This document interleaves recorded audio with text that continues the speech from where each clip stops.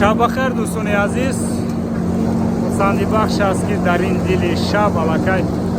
میسیه آخرینمون به پایان رسید و بینید که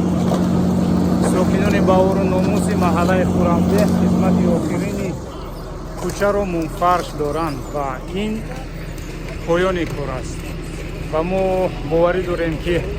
راه‌های نوساخته طول سالیان دراز به مردم خدمت خواهد کرد و بینید که در این دل شب مردم نه خواب دارند نه موندگی، همه در دست جمعانه امروز برای آبادگشتن یک گوشه وطن خویش کوشش به خرج دارند و هیچ کس باوری نداشت که ما بتوانیم با همین ذخیره خویش راه رو به پورگی به اتمام میرسونیم و مرحله آخرین راه این کوچه باز بود. پشتر بلند من این اخیران که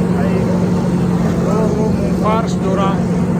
البته در حق سهمگزاران، در حق نفرانی که امروز قوای کاری برای آبادگشتن این کوچه سهمگزاری کردن دعا باشین.